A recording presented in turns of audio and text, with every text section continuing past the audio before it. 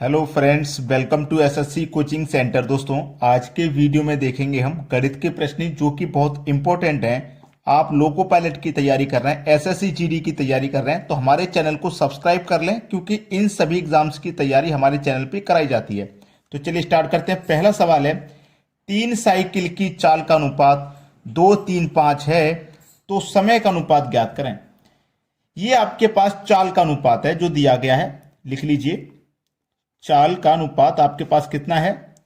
2:3:5। ये आपके पास चाल का अनुपात है।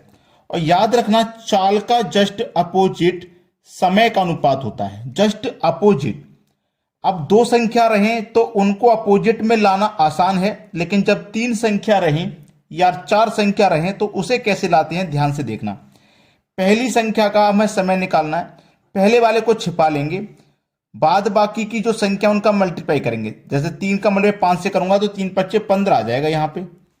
अब दूसरी का निकालेंगे तो दूसरी को छिपा लेंगे, पहली का और तीसरी का मल्टीप्लाई 5 दूनी का 10, यानी कि यहां पे आ जाएगा 10। अब तीसरी का निकालेंगे तो तीसरी को छिपा लेंगे, इन दोनों का मल्टीप्लाई 2 × 3 = 6 आ जाएगा। ठीक है, यह हो गया इनका समय का अनुपात। हमसे क्या पूछा था? समय का अनुपात। तो 15, 10, 6, ये हो गया आपका समय का अनुपात। यही है आपके प्रश्न का बिल्कुल सही जवाब। तो सभी को आसानी से समझ में आ गया। अब देखते हैं अगला सवाल। अगला सवाल है, एक व्यक्ति अपनी चाल का 4/5 चलकर 10 मिनट देरी से पहुंचता है, तो यदि वह वास्तविक चाल से चले तो कितने समय में पहुंच जाएगा? ठीक है, देखो यहां पे मैं आपको बता देता हूं। एक तो होती है वर्तमान, ठीक है, वर्तमान, और एक क्या? वास्तविक। वास्तविक चाल, एक वर्तमान और एक वास्तविक। हमसे क्या कहा गया है? एक व्यक्ति अपनी चाल का 4/5 चलकर, 4/5 का मतलब है 4:5। आप अनुपात को बटे की फॉर्म में लिख सकते हैं और बटे की फॉर्म को अनुपात में लिख सकते हैं। अगर 4/5 कहीं लिखा हुआ है तो उसे आप 4:5 लिख सकते हैं। अगर 4:5 कहीं लिखा है तो आप उसे 4/5 लिख सकते हैं। ठीक है ना, इतनी बात। ये क्या है? हमारे पास चाल का अनुपात है, चाल का अनुपात। और चाल का जस्ट अपोजिट क्या होता है? समय का अनुपात होता है, जस्ट अपोजिट समय का अनुपात। अब 2 संख्या है तो इनको अपोजिट में लाना आसान है। बाद वाली को पहले लिख दो, पहले वाली को बाद में लिख दो, इनको आसान है अपोजिट में लाना। ठीक है, अब क्या कहा गया है? 10 मिनट देरी से पहुंचता है, तो यदि वह वास्तविक चाल से चले तो कितने समय में पहुंच जाएगा? वास्तविक चाल क्या है? 5 की। वास्तविक चाल कितनी है भैया? 5 की। क्लियर? और वास्तविक समय कितना है? 4 का। ठीक है, अब देखना यहां पे अनुपात में 5 और 4 हैं, दोनों का अंतर कितना हो जाएगा? 1। और यहां पे कितना अंतर लग रहा है? 10 मिनट का देरी से पहुंच रहा है। व्यक्ति कितनी देरी से पहुंच रहा है? 10 मिनट की देरी से पहुंच रहा है, जबकि वास्तविक चाल 5 से जा रहा है, समय 4 मिनट लग रहे हैं। इसको लग रहे हैं 5, इसको लग रहे हैं 4, तो इसको 1 मिनट कम लग रहा है ना, इस 1 मिनट देरी से पहुंच रहा है। तो अनुपात में तो 1 देरी से पहुंच रहा है, मिनट में 10 देरी से पहुंच रहा है, तो 1 अनुपात की वैल्यू हो जाएगी 10।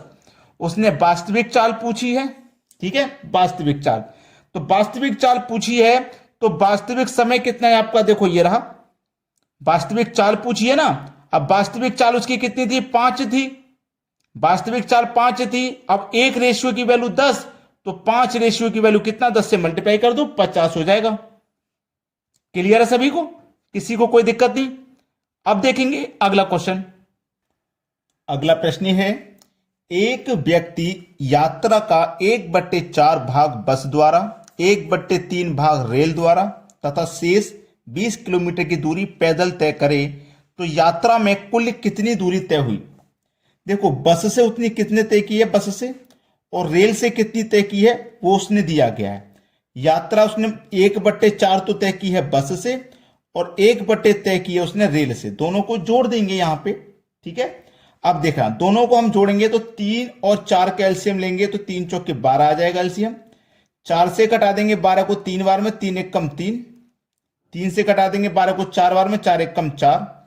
तो कितना हो गया? 3 और 4 7 हो गया, बटे में कितना? 12 हो गया। बटे में कितना है? 12 है। अब देखो, पैदल 20 किलोमीटर की दूरी को पैदल तय कर रहा है, शेष बची हुई 20 किलोमीटर दूरी को पैदल तय कर रहा है ना। देखो यहां दोनों में कितना अंतर, 5 का, कितने का अंतर, 5 का, तो 5 बराबर ये 20 किलोमीटर है, तो 1 बराबर कितना हो जाएगा, 4 किलोमीटर। 1 बराबर जब 4 किलोमीटर तो टोटल दूरी कितनी हमारी 12 है, तो 12 कितनी, 12 चौके 48 किलोमीटर। ये आपके सवाल का बिल्कुल सही जवाब है। अच्छे से समझ में आ गया होगा सभी को। अब देखेंगे अगला प्रश्न। अगला प्रश्न है, एक 1200 मीटर लंबी रेलगाड़ी किसी व्यक्ति को 1 मिनट में पार करे तो उसकी चाल ज्ञात करें। देखो आपके पास दूरी दी गई है 1200 मीटर की, दूरी है 1200 मीटर की, ठीक है। अब यहां पे समय भी आपको दिया गया है, समय दिया गया है 1 मिनट का। इसको आप सेकंड में चेंज करेंगे तो 1 मिनट बराबर 60 सेकंड होता है। पूछ रहा है चाल ज्ञात करें। चाल बराबर क्या होता है, दूरी बट्टे समय, दूरी बट्टे समय होता है। दूरी है आपके पास 1200 मीटर की, समय है 60 सेकंड का, 0 से 0 कटा दो, 6 दूने का 12, 1 ये 0, 20 मीटर प्रति सेकंड आपका आंसर हो गया। 20 मीटर प्रति सेकंड क्या हो गया, प्रश्न का सही जवाब। तो इस तरीके के सवाल को अगर आप नहीं कर पाओगे तो सीख लीजिए हमारे पास। अब देखेंगे अगला प्रश्न। अगला प्रश्न है, एक रेलगाड़ी की चाल 54 किलोमीटर प्रति घंटा है तथा उसके द्वारा किसी खंबे को पार करने में 80 सेकंड लगे तो रेल की लंबाई ज्ञात करो। रेल की लंबाई हमें ज्ञात करनी है। सबसे पहले हमें क्या करना है, जो हमारे पास चाल है 54 किलोमीटर प्रति घंटा की, इसे चेंज करेंगे मीटर प्रति सेकंड में, क्योंकि यहां पे यूनिट अलग है, यहां पे अलग है, तो आंसर गलत आएगा। ठीक है, इस चाल को पहले चेंज कर लो। चाल है आपके पास 54 किलोमीटर की, इसे छोटी यूनिट में चेंज करेंगे तो छोटी संख्या ऊपर आ जाएगी, बटे में 18। 18 से 54 को कटाएंगे 3 बार में और 3 का मूल्य 5 से हो जाएगा, तो 15 मीटर प्रति सेकंड आपकी ये चाल हो गई चेंज होने के बाद। ठीक है, अब सवाल खत्म। रेल की लंबाई पूछ रहा है, लंबाई यानी कि दूरी। दूरी बराबर फॉर्मूला होता है चाल गुने समय। चाल कितनी है भाई, 15 की चाल है, समय आपके पास 80 सेकंड है। सवाल खत्म हो गया। अब तो 15 अट्ठे 120 और 1 0, यानी कि दूरी कितनी निकल के आ गई आपके पास, 1200 मीटर। यह हो गया प्रश्न का बिल्कुल सही जवाब। जो नए बच्चे हैं जिनको ये नहीं पता हम वीडियो कितने बजे अपलोड करते हैं, तो सुबह के 11 बजे, दोपहर के 3 बजे और रात के 8 बजे, एक दिन में ये 3 वीडियो हम अपलोड करते हैं, जिससे कि आपकी एग्जाम की तैयारी बहुत अच्छे से हो पाए। अगर आपने चैनल को अभी तक वीडियो को लाइक नहीं किया तो लाइक कर दें, और शेयर नहीं किया तो अभी के अभी शेयर कर दीजिए। ठीक है दोस्तों, धन्यवाद।